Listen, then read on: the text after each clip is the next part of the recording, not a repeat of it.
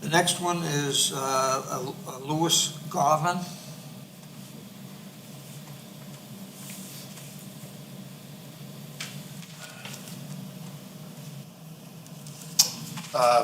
My name is Louis Gavain, and my wife and I and family, we live. Sorry, apologize for mispronunciation. Oh, that's okay. I get that all the time.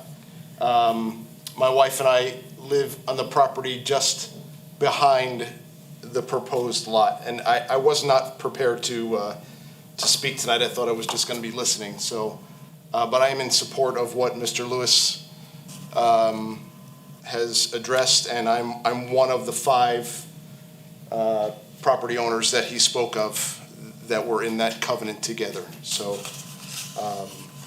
yeah, that's all I want to say. Thank you, sir. Thank you. Valerie Garvin. Yes, that's me, but I'm with him. So I'm Okay. gonna let the others Okay. speak as well. I have one here. Jim, is it Link?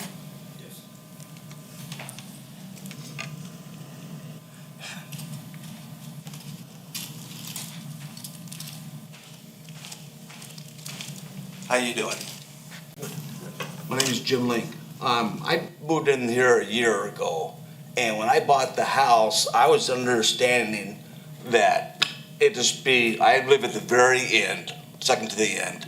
And when you go down that road, it's a very tight road. It's a 1-lane road. It's a dirt road.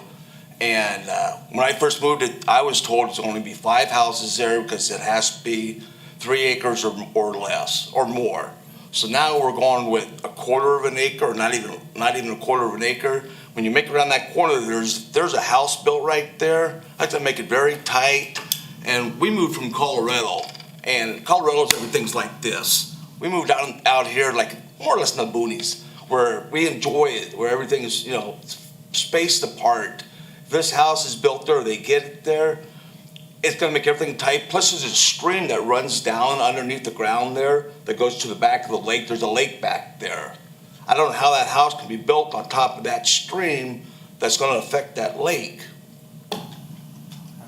So. What that's all. side's the stream on? Pardon? Which side of the lot is the stream on? Do you Close know to where the road. It runs right where the stream is. It's right on that lot there where they wanna build. Could you show us on the map? James, could you? put Go the back map to in? James to the other plot page. back up. Where's that stream at on that lot? The underground water? It comes up and goes to the Keesler Pond, but I'm not exactly sure about that.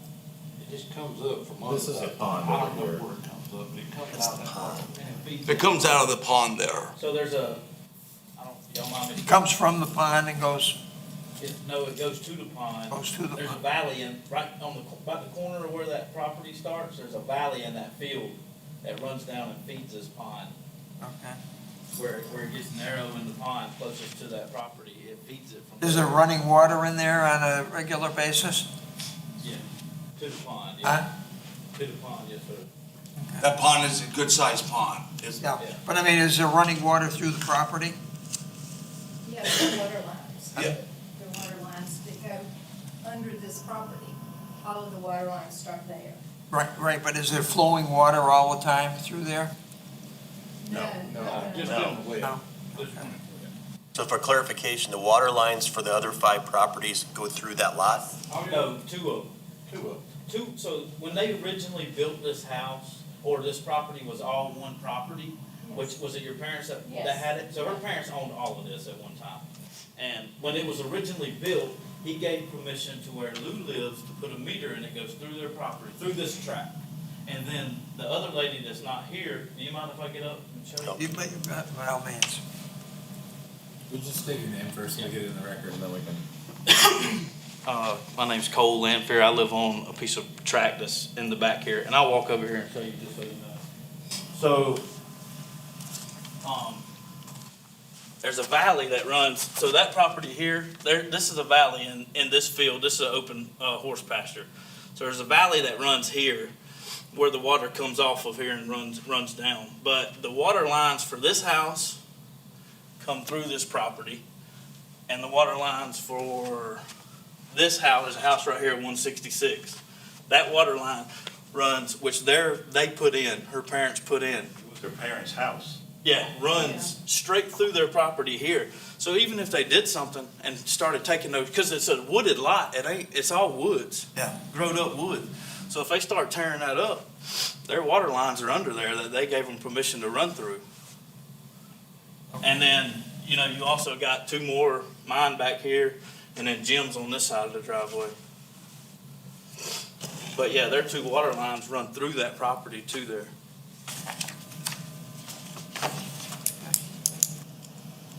But is there also water that flows through that property? I don't know about that. I just know Okay, that. The impression I got initially that there was flowing water through there, not necessarily No, water. not necessarily, but I think that would disrupt this water flow for this Well- pond. No, wait. There's a spring right where his hand is, I'm sorry. It's like right in here, Okay. That's, but this, Property the owner. way this is sloped, all this runs, and it, you know, it creates, you know, and the water runs to that Yeah. pond. But there's not an open stream or anything running through the property in not question? through, not that I'm aware of through her property. The spring is down in this Okay. lower area right here. That was my misinterpretation. I'm sorry. Okay.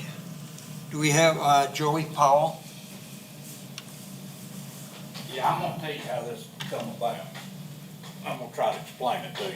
Okay, I'm gonna go over here. and that's explain fine. Would you, have you got his name and all? Says Joey Powell. it. Yep.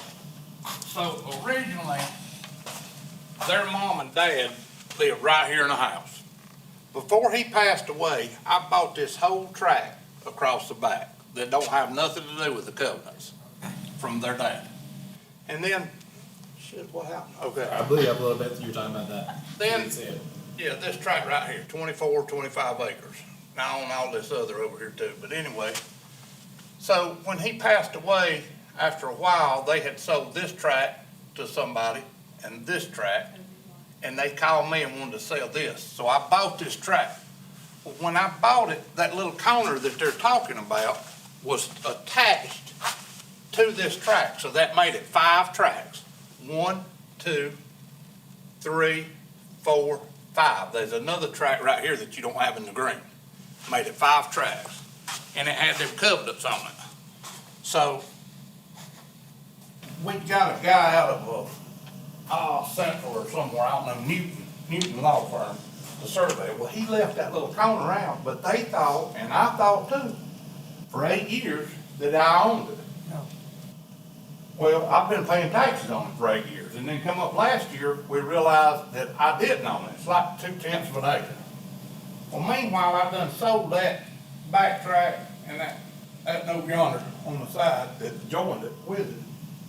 But there was 2 water meters there, one to her mother and dad's original house that goes right through that little lot. And one to Lou and Val's house that goes right through that lot. Well, you can't get in that driveway now. We still farm that tract on the right. You can't get in and out of there now. So if you move over, there's no way. I mean, you can't get in and out of there with nothing.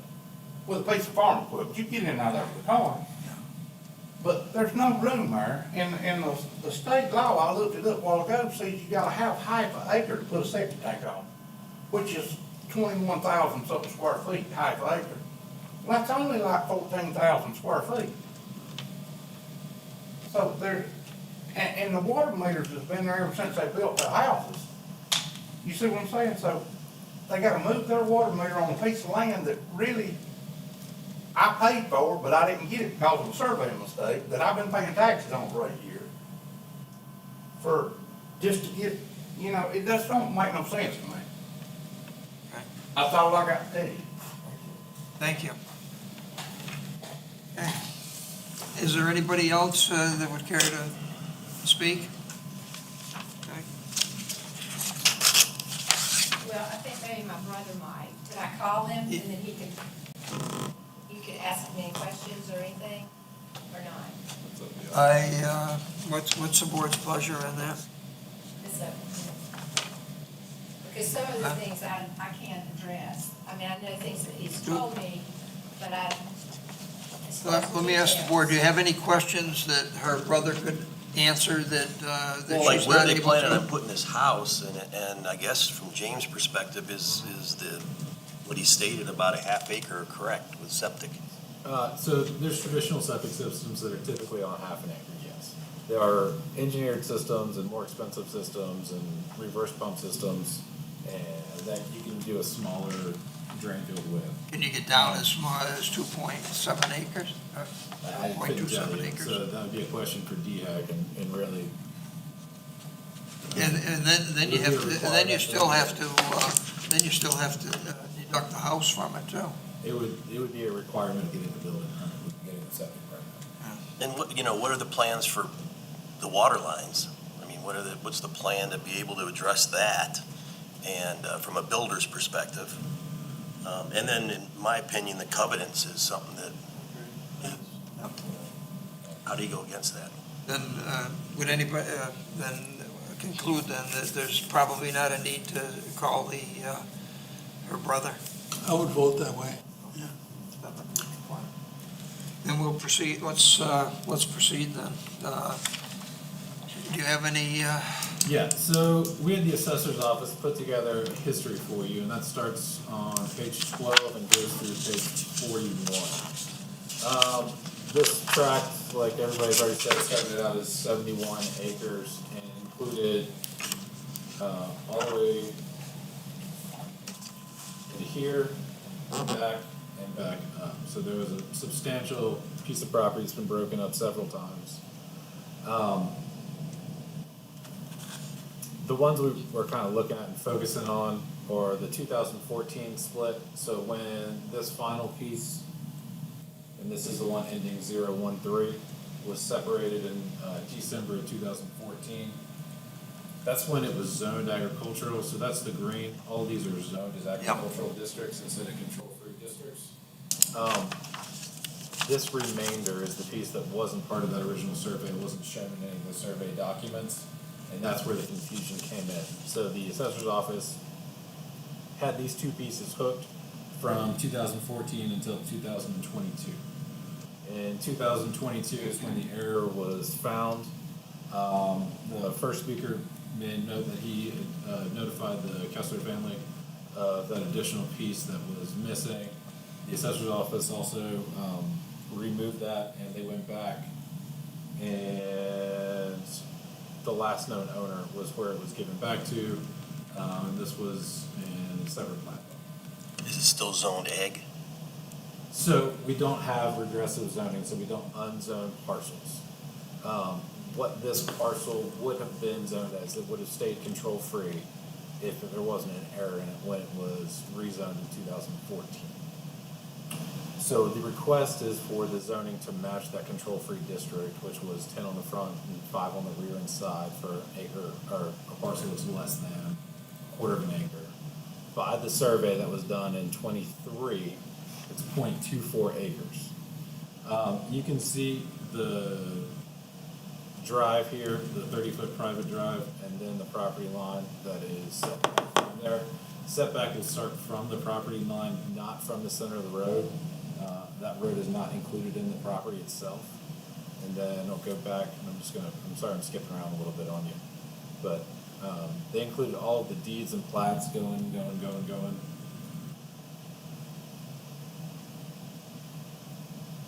These last two plats, these are going to be, sorry, let me zoom out a little bit.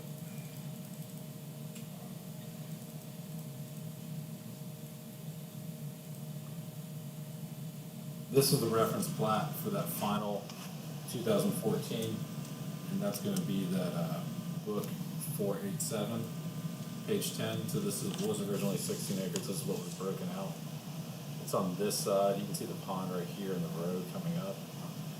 So that 9 acres that came out from this plat. So there was not a new plat that was done. There was not a new survey done when this was recorded. And then they did also, the assessor's office also included this. They kind of showed some of that history and breaking up. I'll zoom back in on this. The gray is that remaining piece, the ender 156. That's this piece right here. And then the 13, this is that final track that the error occurred on. So that's a lot. But happy to answer any questions specifically about that and kind of that history. So they're trying to correct an error on how that parcel was originally zoned. It shouldn't have been zoned to begin with. And now it is. They would still have the restrictions of the agricultural district. It would give them an opportunity, however, to do something residential with that parcel. Mr. Chairman, can I ask James a question? Yes. So, we know that, have heard that the covenants say that it has to be at least a 3-acre parcel to build on. If we were to approve this, on what basis could we override what their own covenants say? The county doesn't enforce covenants.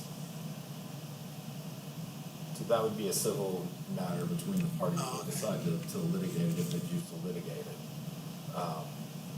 But we can take that into consideration if we so Yeah, absolutely. desire. It is yours to consider. Do we have any other questions or comments? Any comments? What's the board's feeling on this? I think we ought to discuss this one before we go any further. Right. There's not been any plan for the home they're gonna put on there? Not that I'm aware of. No commitment to square footage or anything? I mean, it would be small. Well, no, I understand that, but, No, there has not been a site plan developed or any kind of Okay. construction documents that have been given at this time. May I make a comment? According to the covenants, there's no single wides allowed in there or modulars. It has to be at least a double wide or a modular, so it has to be. Right, we're in our deliberations, so you're out of order. We can't discuss it further with you. We've started our deliberations. Sorry. Appreciate your input, but, okay. Do you have any comments?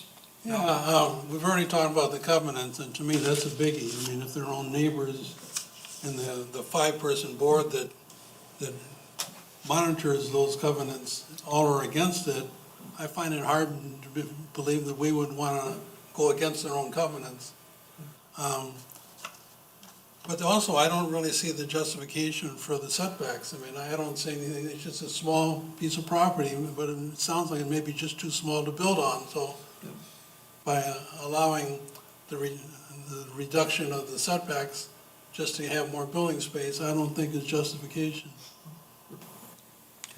I think it just seems to interrupt a lot of things. I mean, you've got water, this underground spring, it sounds like, that runs off that property. When they go and build, and one of the folks said it was all wooded, they're gonna be tearing everything up.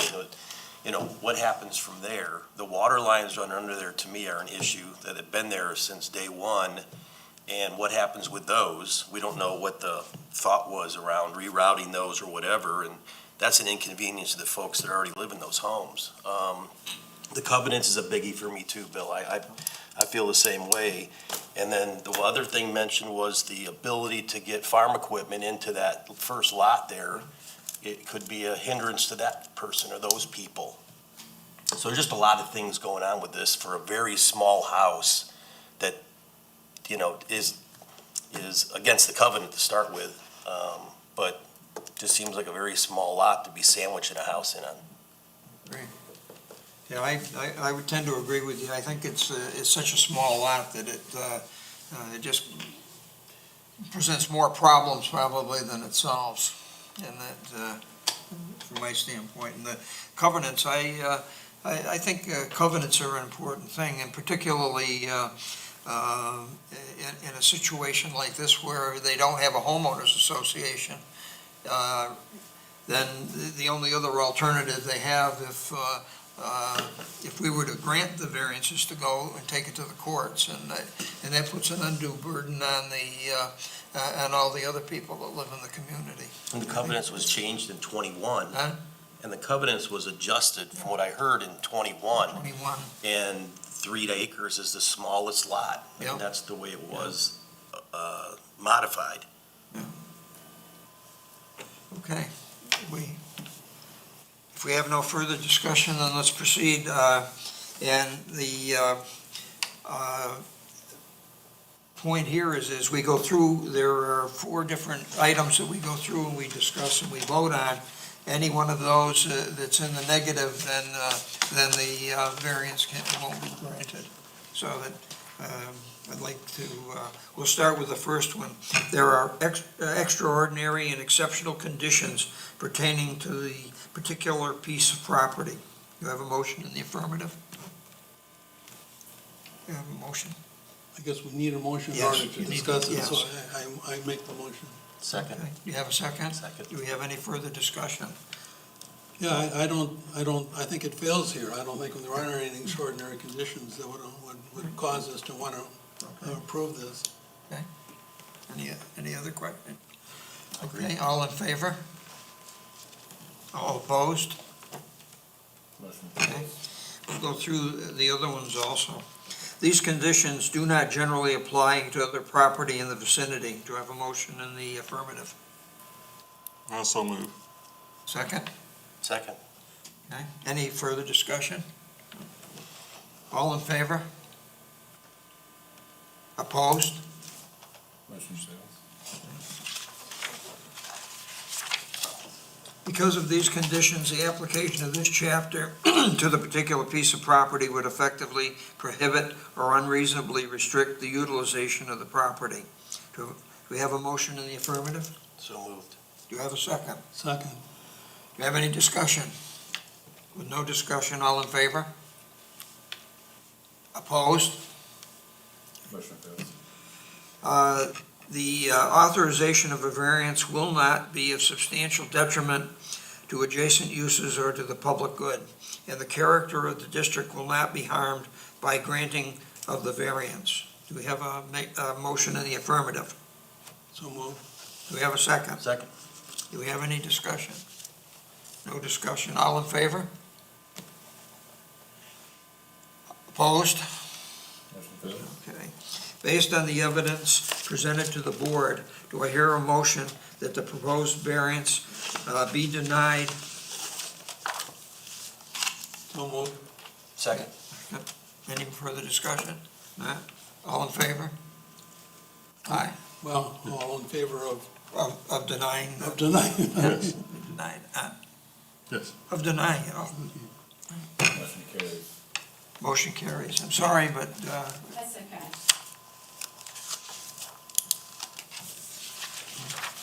okay, do we have,